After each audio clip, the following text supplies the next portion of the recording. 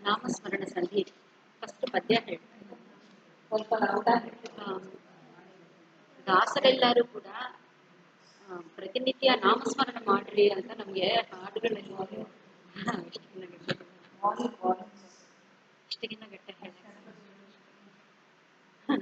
ದಾಸರುಗಳೆಲ್ಲ ನಮ್ಗೆ ಪ್ರತಿನಿತ್ಯ ಹಾಡುಗಳ ರೂಪದಾಗ ಕೂಡ ನಾಮಸ್ಮರಣೆ ಮಾಡ್ರಿ ಅಂತ ತಿಳಿಸಿದ್ದಾರೆ. ಕೃಷ್ಣ ಕೃಷ್ಣ ಕೃಷ್ಣ ಎಂದು 3 ಬಾರಿ ಹೇಳಿದ್ರೆ ನಾಮಸ್ಮರಣೆ ಮಾಡ್ತಾ ಇದ್ರೆ ನಮ್ಮ ಕಷ್ಟಗಳನ್ನೆಲ್ಲ ಪರಿಹರಿಸಿ ನಮ್ಮನ್ನ ಉದ್ಧಾರ ಮಾಡ್ತಾರೆ ಅಂತ ನಾಮಸ್ಮರಣ ಸಂಧಿ ಹೇಳ್ತಾರೆ.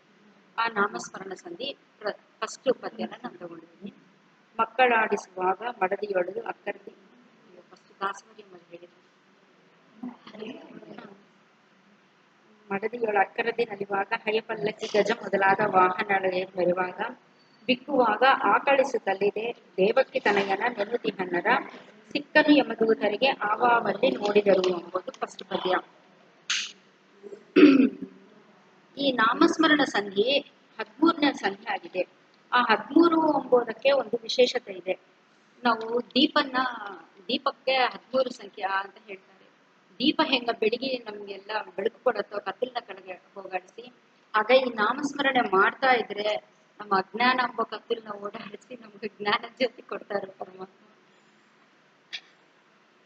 ಹಾಗೆ ನವವಿಧ ಭಕ್ತಿಯಲ್ಲಿ ಶ್ರವಣಂ ಕೀರ್ತನಂ ಮನನಂ ಅಂತ ಬರುತ್ತೆ. ಇವು ಮುಂದೆ ಹೇಳಿದ ಸಂಧಿಗಳೆಲ್ಲ ಪರಮಾತ್ಮನ ಗುಣ ಅದರ ಬಗ್ಗೆ ಎಲ್ಲ ಶ್ರವಣ ಎಲ್ಲ ನಡೆದಿದೆ. ಇದರಲ್ಲಿ ಪರಮಾತ್ಮನ ಮನನ ಬಗ್ಗೆ ಹೇಳ್ತಾರೆ.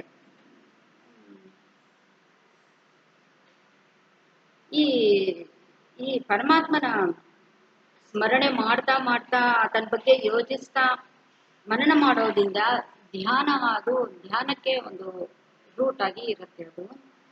ಅದು ಪೂರ್ಣವಾದರೆ ಅಂದ್ರೆ ಪರಮಾತ್ಮ ನಮ್ಮ ಚಿತ್ತದಲ್ಲಿ ಕೂತ್ರೆ ಅದು ಸಂಪೂರ್ಣ ಧ್ಯಾನ ಆಗುತ್ತೆ. ಆವಾಗ ಪರಮಾತ್ಮನ ನಾವು ಧ್ಯಾನದಿಂದ ರಮಿಸ್ಬೋದು ಕೂಡ ಅದರಲ್ಲಿ ಆತನ ಬಗ್ಗೆ ತಿಳ್ಕೊಂಡು. ಈ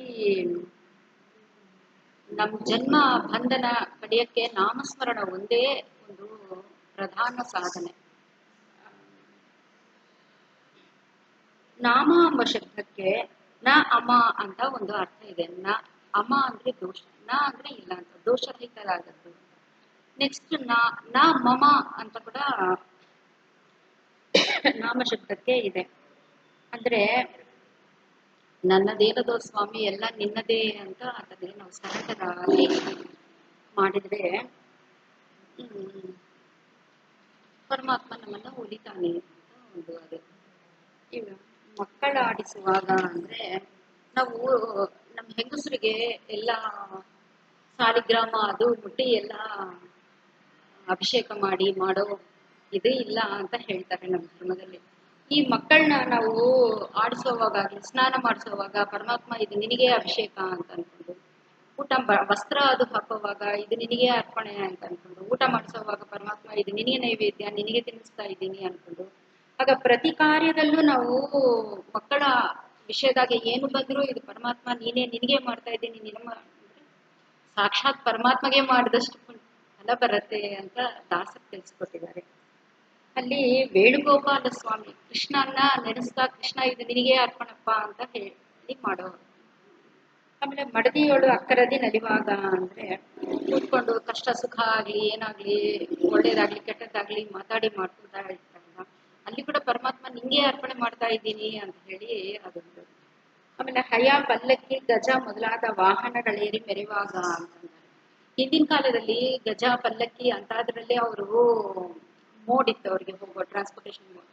ಇವಾಗ ನಮ್ಗೆಲ್ಲ ಬೇರೆ ರೀತಿ ಇದೆ. ನಾವು ನಡೆಯುವಾಗ ಕೂಡ ಹೇಳ್ಬೋದು ಪರಮಾತ್ಮ ನೀನ್ ನನ್ನ ಕಾಲೊಳಗಿದ್ದು ನನ್ನ ಭಾರನೆಲ್ಲ ನೀನ್ ತಗೊಂಡು ಭಾರಭದ್ರ ರೂಪವಾಗಿ ನನ್ನೊಳಗಿದ್ದು ನೀನೇ ನನ್ನ ನಡೆಸ್ತಾ ಇದ್ದೀಯಪ್ಪ ಅಂತ ಹೇಳ್ಬೋದು. ನಡೆಯಕ್ಕೆ ಅವಕಾಶ ಕೊಟ್ಟಿದೆಯಪ್ಪ ನೀನು ಅಂತ ಹೇಳ್ಬೋದು. ಆಗ ಪ್ರತಿಯೊಂದರಲ್ಲಿ ಇವಾಗ ಅದೇ ನಾವು ಬೇರೆ ವಾಹನಗಳ ಬಸ್ಸು ಅಂತಾದ್ರೂ ಕೂಡ ಹೋಗುವಾಗ ಕೂಡ ಹೇಳ್ಬೋದು ನಿನ್ನ ಕೂತ್ಕೊಂಡು ಹೋಗೋಕ್ಕೆ ಜಾಗ ಕೊಟ್ಟಿದ್ದೀಯಪ್ಪ, ಈ ರೀತಿಯಾಗಿ ನನ್ನ ನೀನು ಕರ್ಕೊಂಡು ಹೋಗ್ತಾ ಇದ್ದೀನಿ ಅಂತ ಪ್ರೇರಕನಾಗಿ ನೀನೇ ನನ್ನೊಳಗಿದ್ದು ಇದೆಲ್ಲ ಮಾಡಿಸ್ತಾ ಇದ್ದೀ ಅಂತ ಅದಕ್ಕೆ ಸರೆಂಡರ್ ಆಗ್ಬೇಕು ಅಂತ. ಬಿಕ್ಕುವಾಗ ಆಕಳಿಸುವಾಗ ಅಂದ್ರೆ ಇವೆಲ್ಲ ನಮ್ಗ ತಿಳಿಲಾಗಿ ಬರೋ ಕೆಲಸಗಳು. ಬಿಕ್ಕೋದು ಅದು ನಮ್ಗೆ ಹೇಳಿ ನಮ್ ಅರಿವಿಗೂ ಬರಲ್ಲ. ಅದರಲ್ಲಿ ಕೂಡ ಪರಮಾತ್ಮ ನೀನೇ ಏನೋ ಕಾರಣ ಇದ್ದು ಈ ರೀತಿ ಮಾಡಿಸ್ತಾ ಇದ್ದೀವಿ ಅಂತ ಹೇಳಿ ಅಲ್ಲಿ ಕೂಡ ಆತನ ಸ್ಮರಣೆ ಮಾಡ್ಬೇಕು.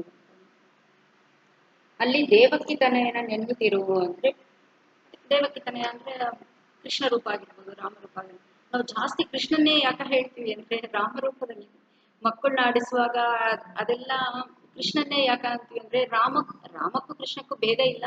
ಬಟ್ ರಾಮರೂಪದಲ್ಲಿ ನಮ್ಗೆ ಅಷ್ಟೊಂದು ಲೀಲೆಗಳು ಹೇಳಿಲ್ಲ. ಕೃಷ್ಣ ರೂಪದಲ್ಲಿ ಹೇಳಿದಷ್ಟು ಲೀಲೆಗಳು ನಮ್ಗೆ ರಾಮರೂಪದಲ್ಲಿ ಸಿಗ್ಲಿಲ್ಲ. ಅದಕ್ಕೆ ನಾವೆಲ್ಲ ಎಲ್ಲದಕ್ಕೂ ಕೃಷ್ಣ ಕೃಷ್ಣ ಕೃಷ್ಣ ಅಂತಾನೆ ಅಂತ ಇರ್ತೀವಿ ಆಲ್ಮೋಸ್ಟ್ ಎಲ್ಲ. ನರಸಿಕ್ಕನು ಯಮದೂತರಿಗೆ ಆವಾವಲ್ಲಿ ನೋಡಿದರು ಅಂದ್ರೆ ಈ ರೀತಿ ಸದಾ ಪರಮಾತ್ಮನಿಗೆ ನಾವು ಸರೆಂಡರ್ ಆಗೋಗ್ಬಿಟ್ರೆ ಎಲ್ರೂ ಹೋಗ್ಬೇಕಾಗಿದ್ದೆ ಒಂದಿನ. ಅವರ ಕನಕ ಅವ್ರವ್ರ ಕರ್ಮಾನುಸಾರ ಏನೇನ್ ಪ್ರಾಪ್ತಿ ಬರುತ್ತೋ ಹಿಂದಿನ ಜನ್ಮಕ್ಕಾಗ್ಲಿ ಏನನ್ನಾಗ್ಲಿ. ಬಟ್ ಆದ್ರೆ ಹೋಗೋದು ಫಸ್ಟ್ ಅಲ್ಲಿಗೆ ಹೋಗ್ಬೇಕು. ಯಮ ಕರ್ಕೊಂಡು ಹೋಗ್ತಾರೆ. ಅಲ್ಲೇ ನಮ್ದು ಫೈನಲೈಸ್ ಆಗೋದು. ಏನ್ ಮಾಡಿದೀವಿ ಪಾಪ ಪುಣ್ಯ ಅದು ಕರ್ಮ ಅದು ನೋಡಿ ಅದರ ಪ್ರಕಾರ ನಮಗೆ ಮುಂದಿನ ಏನೇನ್ ಕೊಡ್ಬೇಕೋ ಅವ್ರು ನಿರ್ಣಯ ಮಾಡ್ತಾರೆ. ಆಗ್ಲಿ ಈ ನಾರಾಯಣ ನಾರಾಯಣ ಅಂತ ಹೇಳಿ ಶಬ್ದ ಮಾಡೋದ್ರಿಂದ ಬರೀ ಶಬ್ದ ಹೇಳೋದಲ್ಲ, ಅದರ ಒಳಗೆ ಪರಮಾತ್ಮ ಇದ್ದಾನೆ ಅಂತ ಅರಿವು ಇದ್ದು ನಾವು ಅವನಿಗೆ ಸರೆಂಡರ್ ಆದ್ರೆ ಯಮದೂತರು ಕೂಡ ನಮ್ಮನ್ನ ಕರ್ಕೊಂಡು ಹೋಗೋವಾಗ ಸ್ವಲ್ಪ ಈಸಿಯಾಗಿ ಕರ್ಕೊಂಡು ಹೋಗ್ತಾರೆ. ಅಂದ್ರೆ ಕರ್ಕೊಂಡು ಹೋದ್ರೂ ಕಷ್ಟ ಇರಲ್ಲ. ಅಲ್ಲ ಯಮದೂತರಿಗೆ ಆವಾವಲ್ಲಿ ನರಸಿಕ್ಕನು ಯಮದೂತರಿಗೆ ಅಂತ ಹೇಳಿದ್ದಾರೆ. ಕೃಷ್ಣ